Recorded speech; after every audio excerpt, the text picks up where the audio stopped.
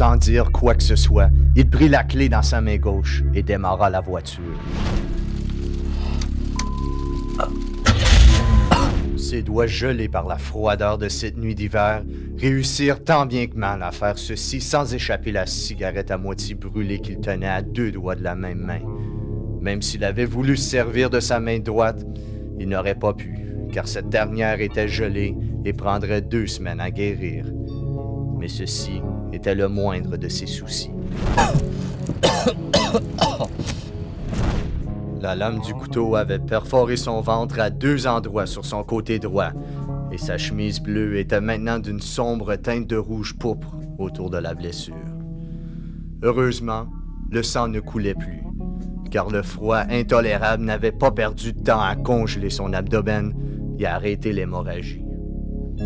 Maintenant, tout ce qu'il espérait faire était de partir avant qu'il ne le rattrape. Il appuya sur l'accélérateur. Au bas de la côte, il effectua un virage abrupt vers la droite. Ses doigts, presque paralysés par la température, s'agrippèrent férocement au volant. Ce dernier rebondissait de gauche à droite pendant que les pneus criaient contre l'asphalte. Robert Smith retira légèrement son pied de l'accélérateur pour exécuter le prochain virage. Cette fois-ci, le véhicule ne fit que glisser sur le chemin. Quelques centaines de mètres plus loin, au 27 rue Rothwell, un groupe d'individus découvrait ce qui était arrivé.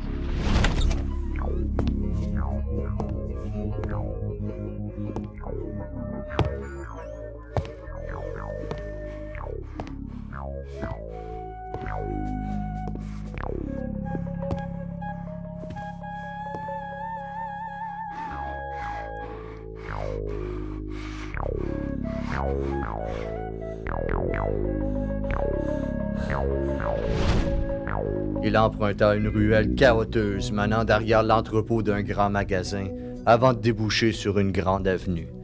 Le pare-choc arrière heurta de nouveau la chaussée et fit des étincelles.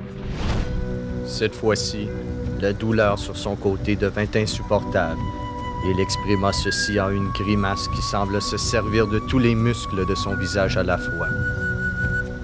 Il ferma les yeux un instant.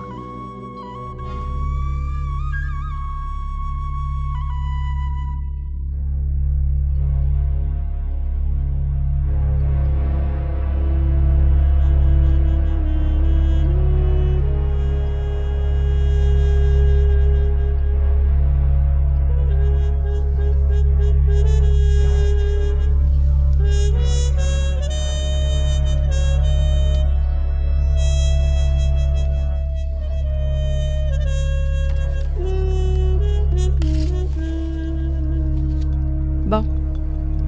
Raconte-nous donc ce qui est arrivé. Je vous ai déjà tout raconté. Non. Tu nous as pas encore dit ce qui s'est passé cette nuit.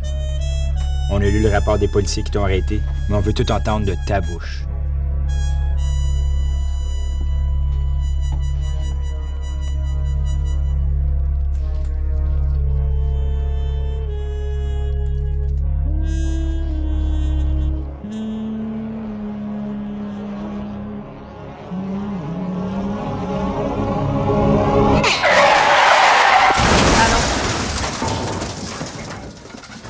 Qu'est-ce qui s'est passé?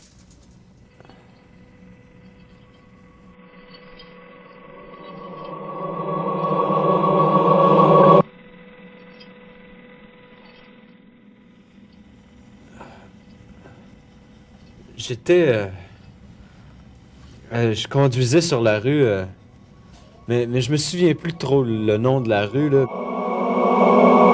C'est pas important, tu peux continuer. J'étais pressé, il fallait que je rentre à la maison. Ouais, mais c'est tout de même pas une raison pour...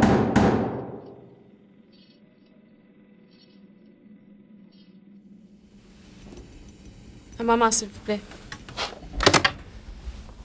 On reprendra tout à l'heure.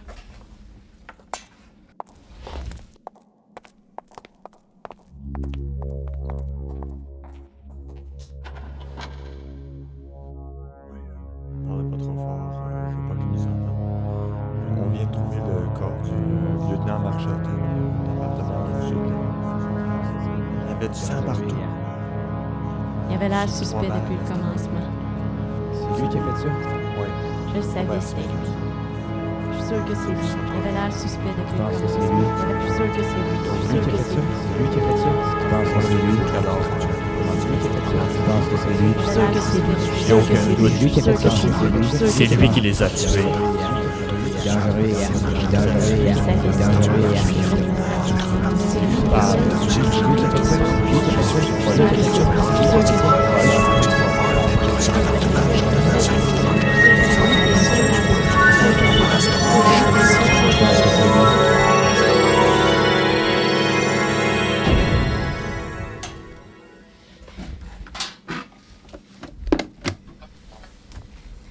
Je suis désolée de l'interruption, mais nous venons d'apprendre qu'un de nos collègues vient d'être retrouvé mort.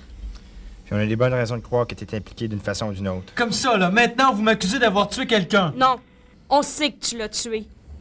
Vous avez pas de preuves, OK? Puis je suis jamais allé là-bas, bon. On l'a trouvé à l'appartement du 27 rue Rothwell. Ah, vas-y, tu peux vérifier, c'est le tien. Je suis même prête à parier que tes empreintes digitales sont partout, sur absolument tout, même le revolver.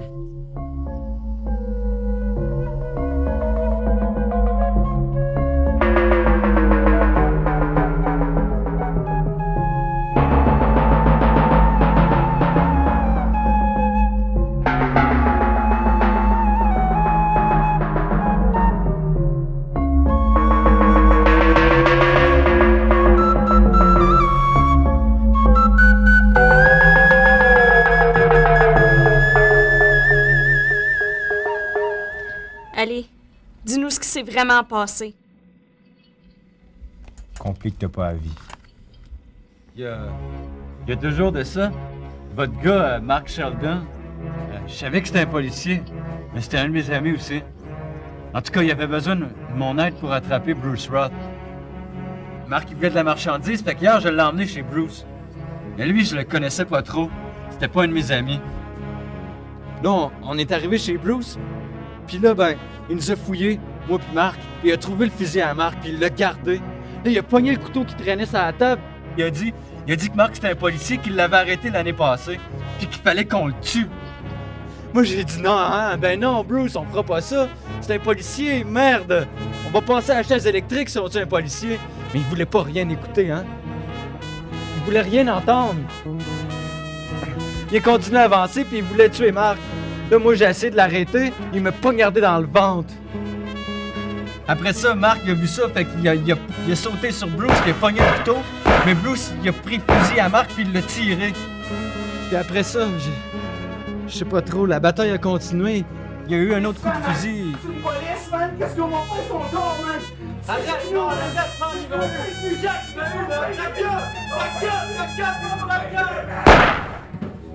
Puis je me suis sauvé en courant. Je savais plus quoi faire. Arrête d'essayer de te défendre, ça va pas t'aider. Marc avait une enregistreuse cachée. On a toute l'affaire sur ruban. On va voir si tu dis la vérité. Si on faisait un marché, je t'ai témoigné contre Seneca. Ça fait longtemps que vous le voulez. Oui, je vais vous les emmener, toute la gang. Il y a aussi Gribaldi puis Zuko. Ouais, moi, toutes vous les emmener. Mais s'il vous plaît, laissez-moi pas aller en tôle. Vous pouvez pas me faire ça. Je suis prêt à faire n'importe quoi, mais je veux pas aller en tôle. Je veux pas. Ouais. On le sait que t'es prête à faire n'importe quoi.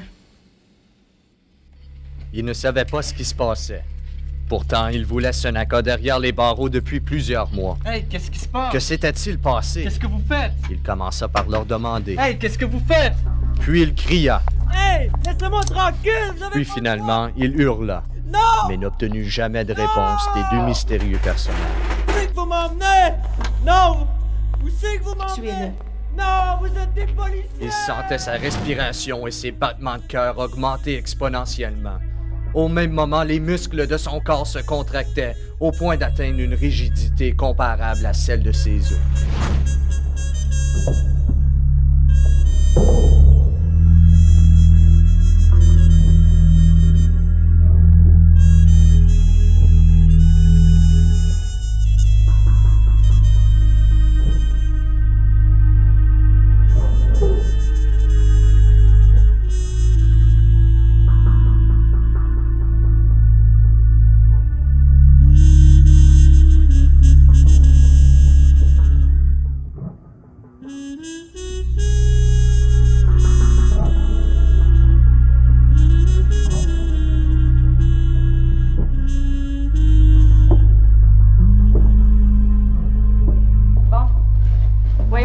peut faire parler le policier.